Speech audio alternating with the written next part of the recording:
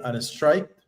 And so all major ports in the east, including the Mexico Gulf, the Gulf of Mexico ports, all the way up to New Jersey, New York ports are going to be ceasing operations. These are over 25,000 port employees who are stopping operations starting today at midnight.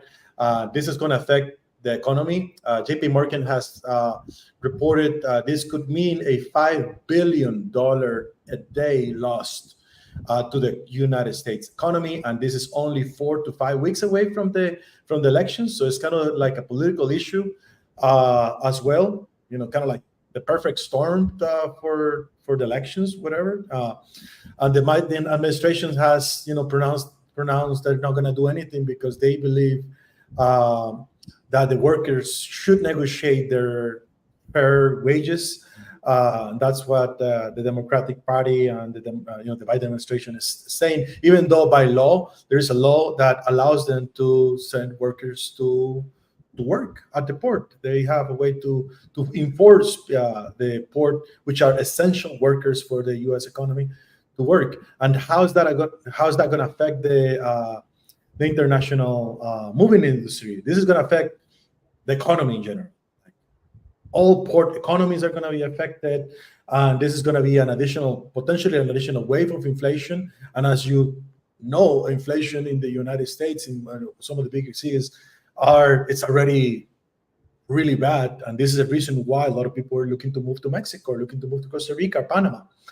It's another reason is, you could have this additional wave of additional expense through inflation.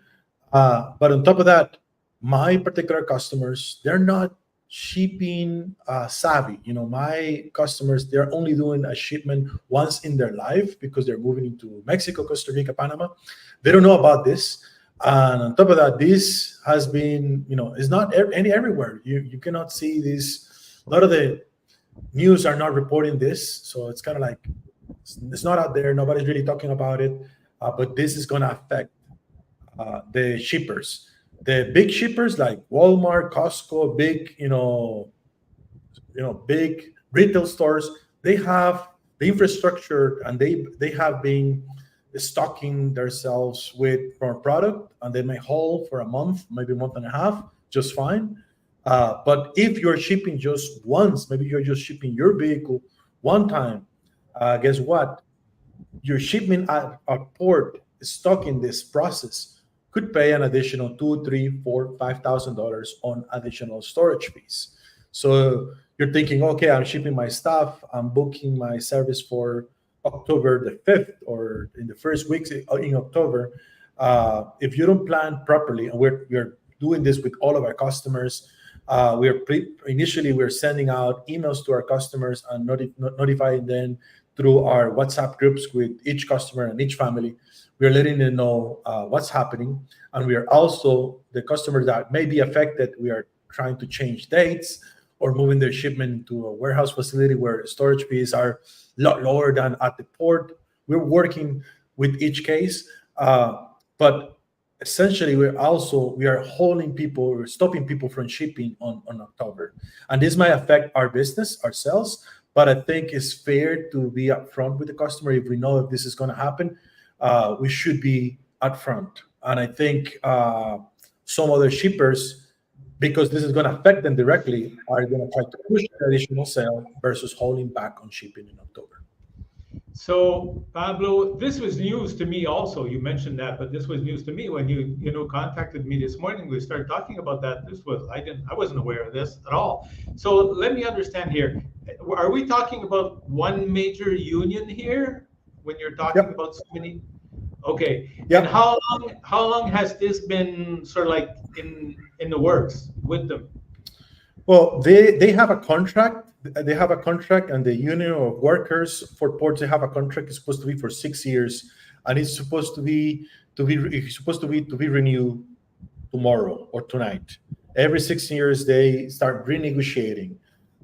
So this is not new. This is something that they have been negotiating and renegotiating. Earlier this year, they went into the table and they didn't get into an agreement. In the last resource of news that I've been researching, the union of workers are requesting a 77 to an 80% increasement on their wages over the next 5 to 6 years. And basically, what's being offered to them is about a 30% increase. And the other essential issue is this workers port association. It's also requesting for no for the ports not to be automated, because nowadays many ports across the globe are now automatic, are semi-automatic. The trucks that go inside of the ports, in and out, they have robots that can move the containers, and essentially no workers are needed on ports with today's technology. But the United States is really late on this technology, especially because of the unions, because these unions are against these new technologies. So basically, their negotiation is, I want an 80% increase on my wages on the next 6 years, 5 to 6 years, and I want you to promise me you are not going to implement any automation through our ports. So yeah, it's been a few months this year since there's been a talk about it, and in the last week, I started receiving notifications from our partners in the U.S., from major visa lines, that they start sending us notifications to our office. So I caught this as like, well, we need to make an announcement about this.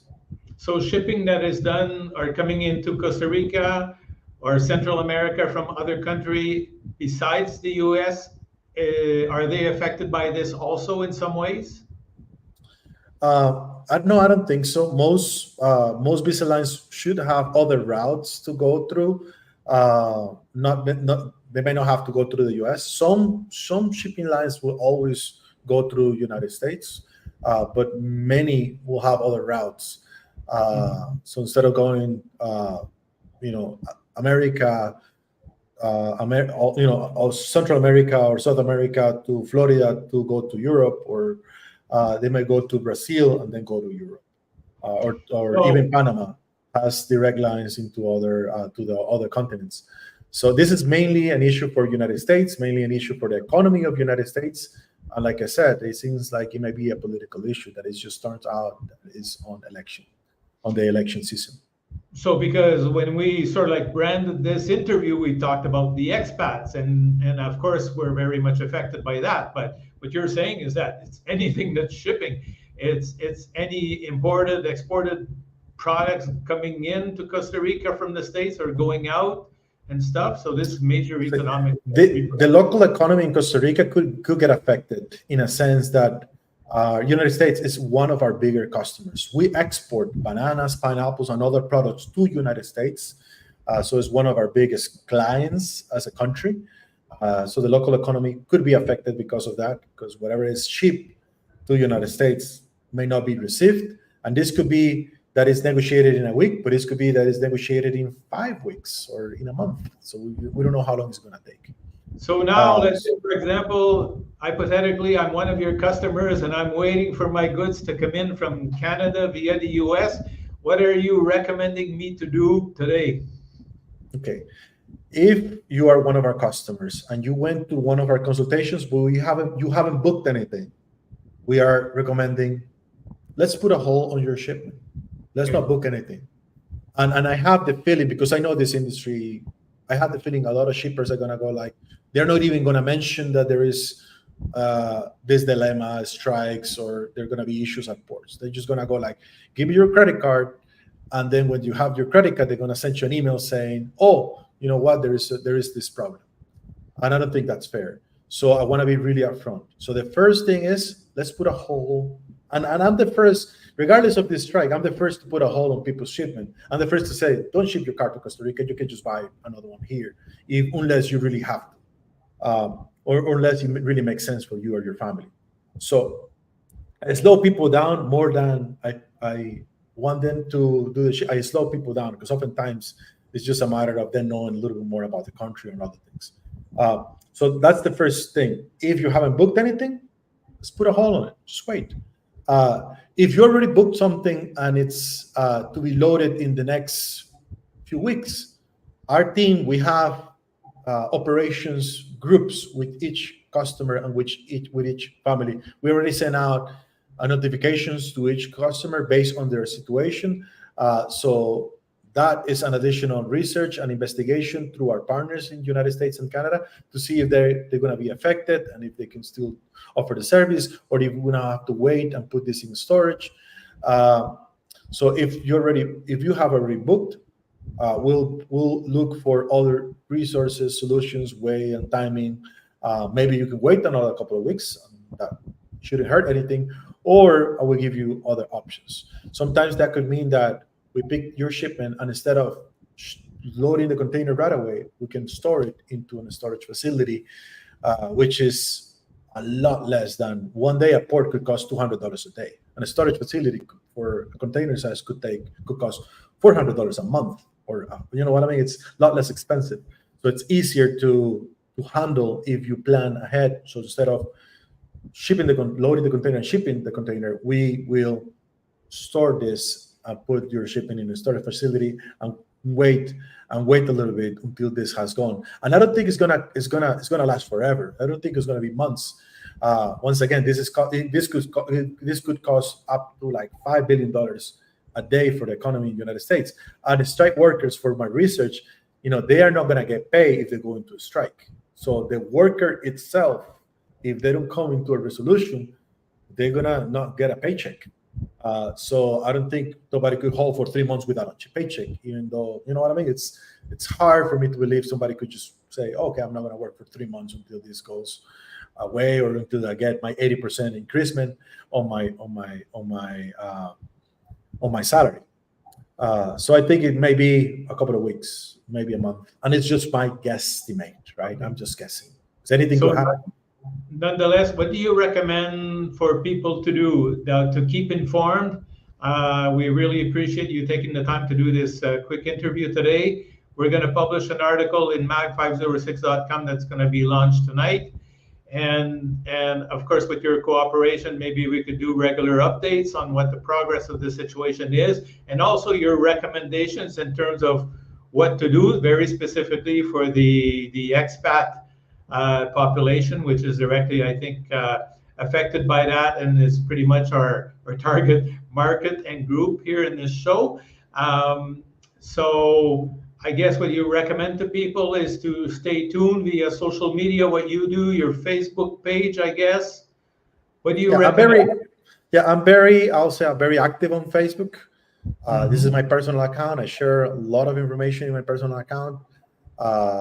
So you can follow me, and we also through our business page on Facebook groups as well. But of course, as soon as something happen or change, I will definitely let you know if we can do another interview, and we can share. These things has changed, things are easier, better now.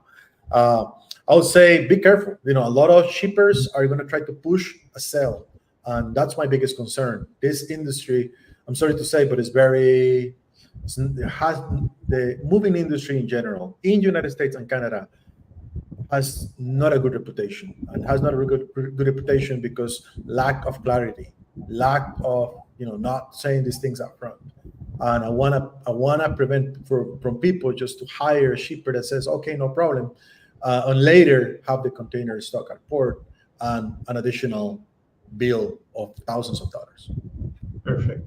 Well, Pablo, we thank you for your time, and we're going to keep people updated via different articles in mag506.com, and we'll do some follow-up interviews with you. Anything else you would like to add before we leave?